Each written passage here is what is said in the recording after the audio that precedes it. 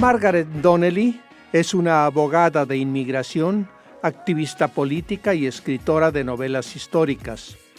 Originaria de Venezuela, es ciudadana estadounidense. Doctora en jurisprudencia por la Universidad de Texas en Austin. Fue candidata a la alcaldía de Dallas, Texas en el año de 1999. En el 2006, la Liga de Ciudadanos Latinoamericanos Unidos, LULAC, por sus siglas en inglés, le otorgó la medalla presidencial al servicio comunitario en reconocimiento a su labor en la comunidad. Margaret Donnelly es miembro de la Barra de Abogados de Inmigración del Estado de Texas desde 1976. Su novela El canto de los gallos de oro ganó mención honorífica en la categoría de novela de ficción histórica en la 9ª entrega de los Premios Internacionales del Libro Latino en Nueva York en el año 2007. El corazón de Bolívar, publicado en 2015, es el más reciente de la saga de libros de Margaret Donnelly, en donde aborda el amor, las intrigas históricas y de las cortes y la inmigración.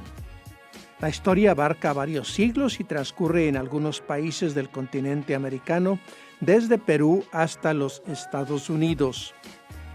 Sus novelas anteriores, El canto de los gallos de oro y El camino del señor Jaguar, que están en proceso de preproducción en una adaptación cinematográfica, también incluyen argumentos que involucran a países de América Latina y su historia.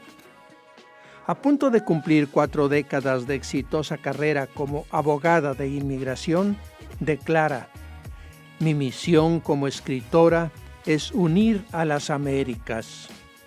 A partir de estos momentos, al aroma y al sabor de un café con Ángel, Margaret Donnelly encara sus propósitos, sus labores y sus sueños en favor de la vida. Pues bien, estimados televidentes, ya tenemos el privilegio de platicar con Margaret Donnelly, una mujer intelectual de primerísima línea, una mujer comprometida con su mundo, con su sociedad, con su país, con sus raigambres desde lo prehispánico a lo más moderno. Así que para nosotros es un privilegio y trataremos en esta charla de tomar algunas de las vertientes más importantes de su quehacer, tanto como persona como profesional. Y querida Margaret, qué gusto saludarla, de veras un placer tenerla aquí con nosotros, nos da mucho gusto. Gracias. Y bueno, pues tiene usted mucho que ofrecer, que darnos, y yo le quiero invitar nada más a que nos tomemos un pequeño cafecito para que las ideas vayan fluyendo y vayan saliendo bien, si le parece. No. Está ahí una taza de café que le estamos ofreciendo, sí, con el gusto de tenerla por aquí con nosotros. Muchas gracias. De veras, un placer para nosotros, gracias. Y ustedes también, estimados televidentes, ojalá disfruten y logren esta que nosotros consideramos una importante charla.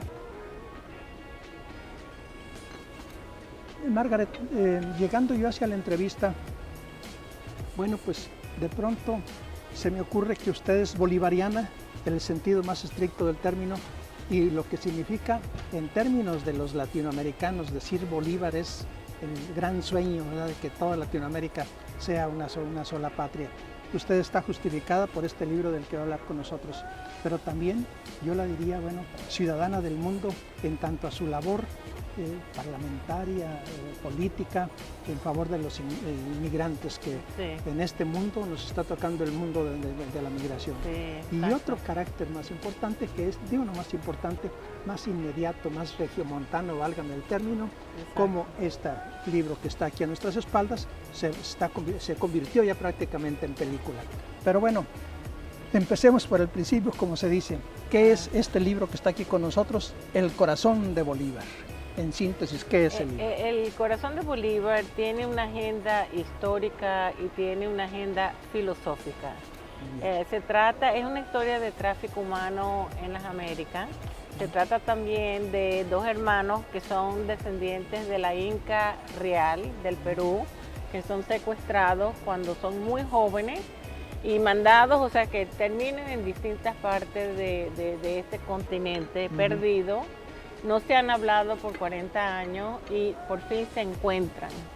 Entonces, claro, esta es parte de la historia. La otra parte de la historia es que Bolívar dejó una carta firmada el 10 de diciembre de 1830 donando su corazón al pueblo de Cusco, Perú. Esta es una historia que yo digo que es fabulada o semifabulada a raíz de un historiador de Santa Marta, Colombia. La carta aparentemente fue secuestrada. El corazón permanece en la Catedral de Santa Marta. Nunca fue enviado ni a Cusco ni a Venezuela.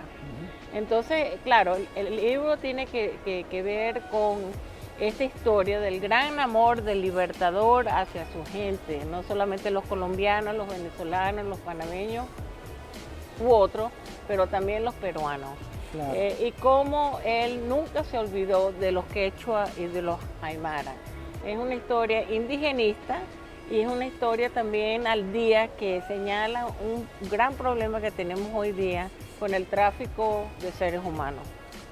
En esto, internarse justamente en lo prehispánico que usted señala, ¿tiene usted sobrada autoridad para hablar de esto? Y estoy partiendo de un solo simple testimonio que es los espíritus de Venezuela. ¿Cómo no? Porque hay que recordar, bueno, pues es obvio, ya ustedes se dieron cuenta, que usted es venezolana de nacimiento. Sí. Y con base a esto realizó también otra realidad novelada, válgame el término, sí, para ahondar en el mundo también prehispánico, sí, mágico, espiritista, como llaman ustedes a este mundo. Y como aquí en México, nosotros los venezolanos tenemos una cultura popular espiritista, en la cual también nosotros consideramos al libertador, Simón Bolívar Palacios y Blanco, como un gran espíritu libertador. Él es un santo, lo que llamamos popular, no es un santo hecho por alguna iglesia, sino por el pueblo.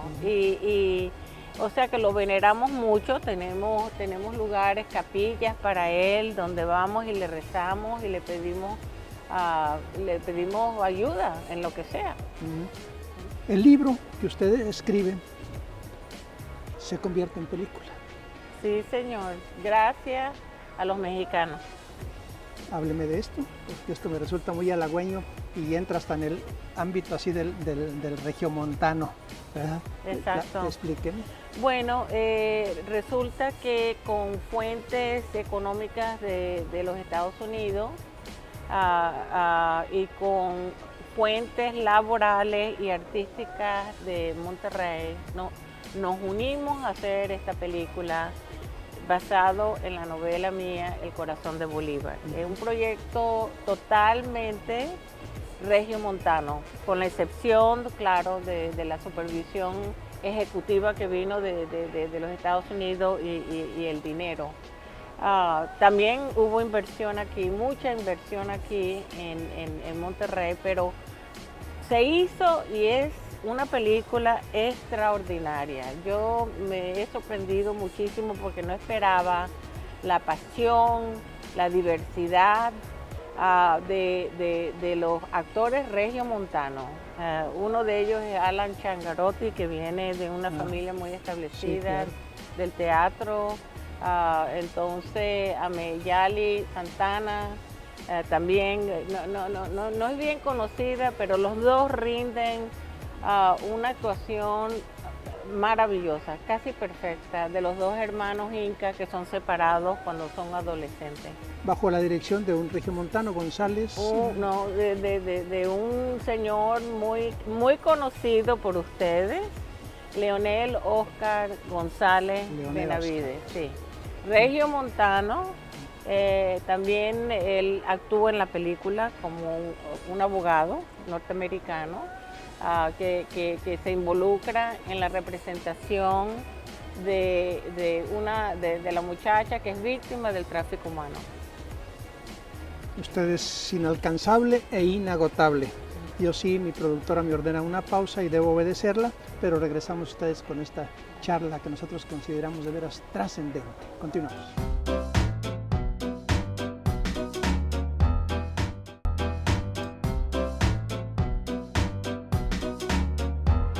Mi querida Margaret Donnelly, tanto el libro como la película que generó nacerán al mundo en la FIL de Guadalajara, en el marco de la FIL de Guadalajara. ¿Cómo está esto? Definitivamente. Va a ser presentada la película en el FIL de Guadalajara este año, así como el libro también El corazón de Bolívar. Y es un proyecto que va de Regiomontano a la gente de Jalisco. Muy brevemente, pero usted es, por supuesto, entre otras actividades, es escritora. Y escritora, según lo sé, principalmente, además de abogada. Y eso lo hace en la noche, porque en el día trabaja y en la noche descansa desvelándose escribiendo, ¿es así? Sí. Y dígame parte de sus obras, de las que ha escrito. Bueno, yo tengo cuatro libros, 3 son novelas históricas, una es un libro autobiográfico que es Los espíritus de Venezuela, donde hablo del espiritismo y de la jornada o sea, el viaje mío a través de la cultura oculta, popular, espiritual de Venezuela. Tengo ahorita un proyecto que estoy por lucir, que es también un libro autobiográfico acerca de inmigración, la política inmigratoria entre los Estados Unidos y México. Me lo pidieron los canadienses, una editorial canadiense, y la estoy escribiendo. Y el título es Tamales para Trump. Ah, caray, ya quiero verlo. La agenda tiene que ver con el hecho de que nosotros no nacimos ayer. Cuando digo nosotros, yo hablo de la gente de este continente de las Américas. Claro. Nosotros hemos estado preparando y comiendo tamales desde hace el año 5000 antes de Cristo o más, o sea que está documentado.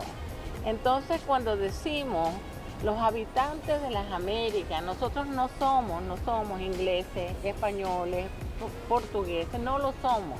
Nosotros no nacimos cuando fuimos descubiertos por Colón. Por Cristóbal Colón, Nosotros éramos y somos y vamos a ser.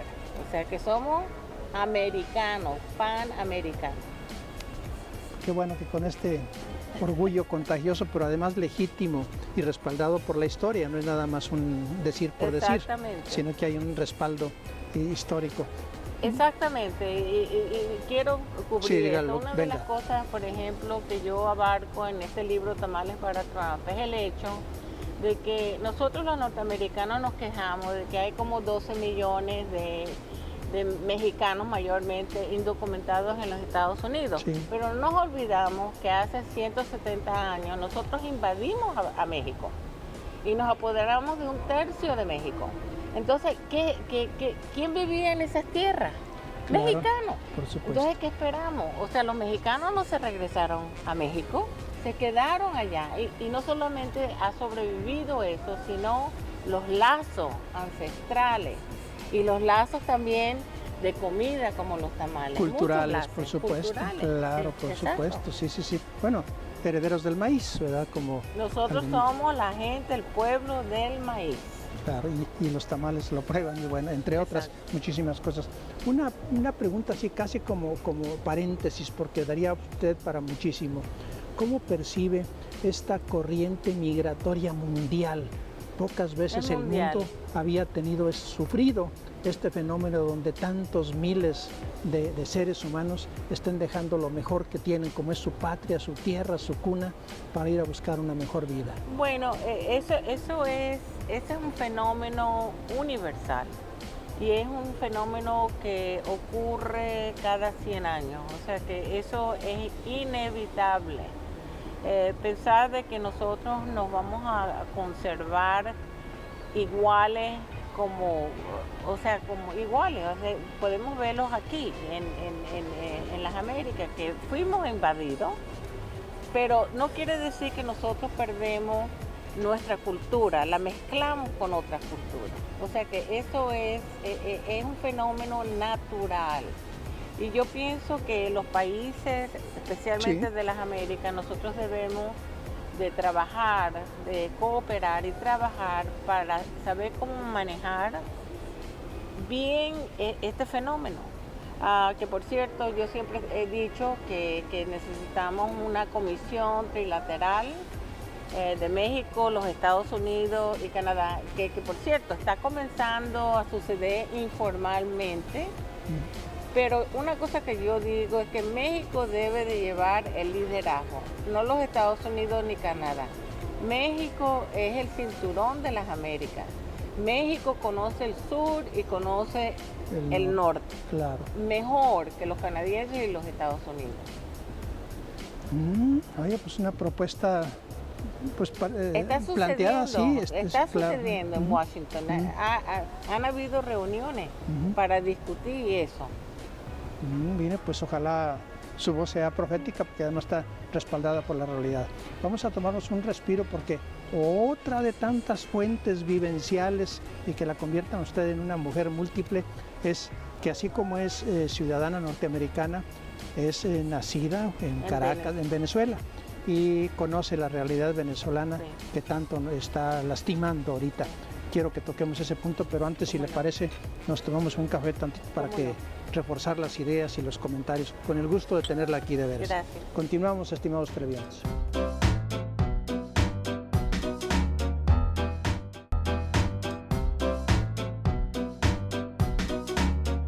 Pues bien, estimados televidentes, para nuestro gusto y espero que también para el de ustedes, que para eso está hecho este programa, vamos de asombro en asombro.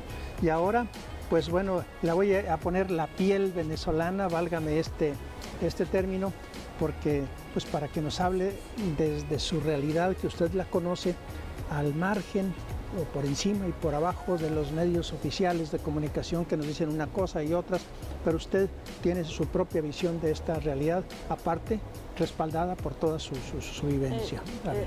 Exactamente. Mi mamá, que es una señora de 91 años, siempre dice: Margaret, nosotros los viejos somos los que imponemos las expectativas. Los hijos van a la universidad si nosotros esperamos que vayan a la universidad. Las familias fracasan es cuando los padres dejan de esperar lo mejor de sus hijos. Y yo creo que ella tiene razón, y yo creo que por eso Venezuela ha llegado a un fracaso abismal o abismante, porque teniendo familia en Venezuela que no tiene cómo comer, no tiene cómo curarse, ciertas personas en mi familia se han muerto por falta de medicina. Yo creo que los acontecimientos recientes, por ejemplo, con Juan Guaidó, son oportunos. Maduro dejó de ser Maduro. Ya se pasó. Ya se pasó. Sí. ¿Qué posibilidades le ve Yo, sí, por la intransigencia de Nicolás Maduro, yo espero que no suceda, pero yo creo que lo que va a causar es una invasión multinacional. No va a ser los Estados Unidos. Él, cuando acusa a los Estados Unidos solamente, no va a ser solamente, va a ser multinacional. Los Estados Unidos no, ellos saben muy bien cómo manejar la cosa. En las Américas, de todos los países que tenemos, 14 han apoyado hasta ahora a Juan Guaidó y 4 a Maduro.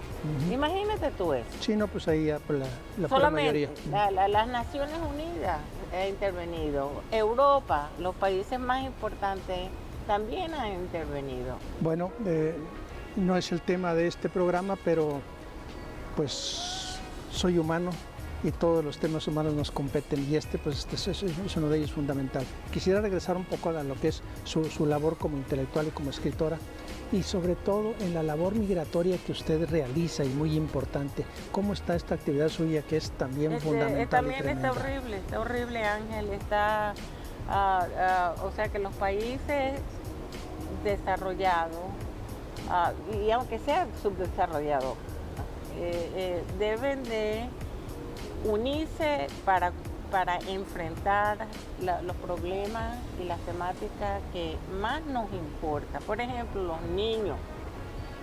Lo que ha pasado en los Estados Unidos, yo soy muy, o sea, que critico la tolerancia cero impuesta por el gobierno de Trump. También critico mucho el hecho de que las personas que quieren asilarse en los Estados Unidos tienen que quedarse en México para meter la aplicación y mientras el proceso dura. Eso es inconstitucional.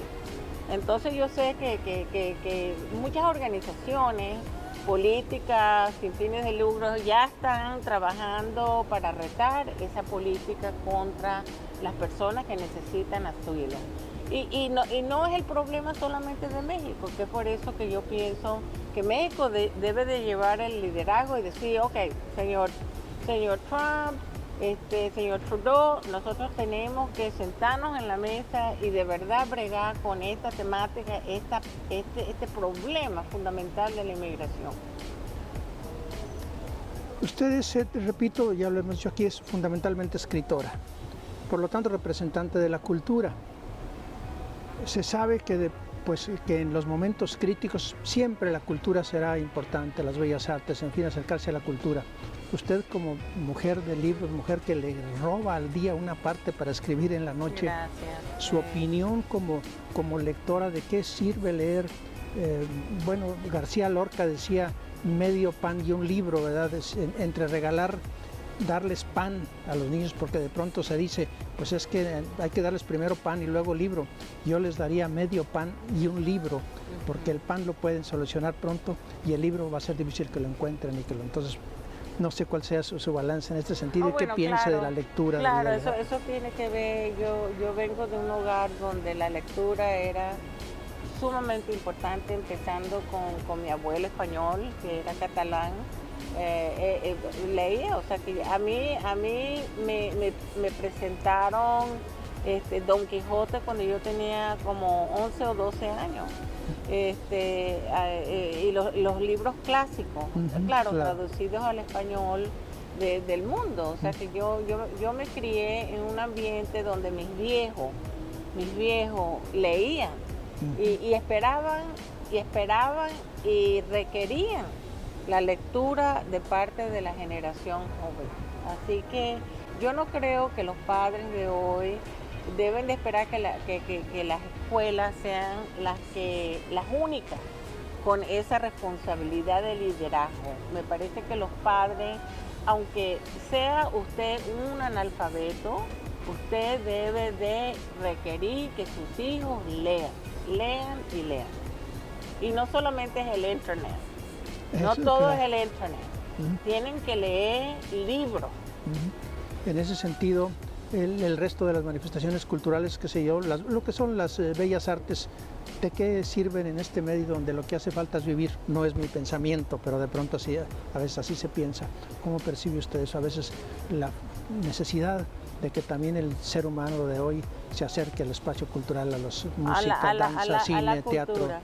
Y les voy a decir esto también, que en los Estados Unidos nosotros tenemos una falla muy, muy grande, que tenemos una amnesia histórica. ¿Por qué? Porque la historia no es ni estudiada, ni leída, ni hablada por los norteamericanos. Somos una sociedad muy creativa, eso es verdad. Pero de saber, por ejemplo, de los acontecimientos de hace 100 años o acontecimientos hace 50 años, nosotros no tenemos esa cultura de estar históricamente bien informado. Y yo insisto, si tú no sabes tu historia, la vas a repetir. Así que con eso hablo de la cultura, ¿no? Oigan, y de pronto yo diría lo contrario, a ver, si no lees, pues sí, estás obligado a repetir, a repetir el pasado. Pero si lo lees, pues estarías obligado a repetir lo bueno que leíste en el pasado también. Exacto, también. Sí, estaría usted de acuerdo con la postura contraria, ¿verdad? Que también de alguna manera hay que leer por eso, ¿no? Sí. Pero bueno, es una aseveración simplemente mía. Pues mi querida Margaret, usted tiene muchísimo que dar. Yo le agradezco mucho el tiempo que nos concedió para esta entrevista. Estaba tratando de enumerar, bueno, el espíritu de Venezuela, que es ya dijimos el que fue pues es el primero. El canto de los gallos, de los oro. gallos de oro. Ajá. ¿Cómo le ha ido? Juan Guaidó es un gallo de oro. El presidente popular interino de Venezuela ahorita, el que está retando al gobierno de Maduro, es un gallo de oro. Nosotros en Venezuela, a los líderes populares de la comunidad, por ejemplo, aquí en México sería Zapata. Hoy día es Juan Guaidó, es un gallo de oro, porque, o sea, que nos está, o sea, que nos está enseñando cómo debemos de vivir el futuro. Bueno, libros y luego queda algo que está por, bueno, el camino del señor Jaguar. El camino del señor Jaguar se creó a raíz de un estudio que hice de los mayas en Tulum, donde los viejos, los ancianos ahí me informaron de que hay un camino que une a las Américas y que está vigilado por el señor Jaguar. Así que es la historia de la inmigración de un maya a los Estados Unidos y de una africana a los Estados Unidos. ¿Dónde se consigue su literatura? En Amazon.com y en BarnesandNoble.com. Amazon y demás, ahí se pueden ser conseguidos. No, y pueden conseguir el libro el ebook. Del perfecto, internet, sí. sí, que es mucho más barato. Y ahí están. Bueno, pues mi querida Margaret, un placer de veras haber platicado con usted. Ojalá ustedes, estimados televidentes, coincidan con nuestro optimismo. Creemos que esta fue una charla sustanciosa. Ojalá ustedes opinen en lo mismo. Un placer haberla tenido con nosotros, de veras. Muchas gracias. Gusto en saludarla, de veras. Y gracias a ustedes, estimados televidentes. Esto fue Francisco Ríos en la cámara. Karen Vargas López, mi productora, me estoy sonriendo con ella porque nos identificamos cada vez más, excepto por el nombre, que esa es barrera mía, lo demás una identificación total con ella y un agradecimiento porque me sigue en estos vídeos. Hasta la próxima, muchas gracias.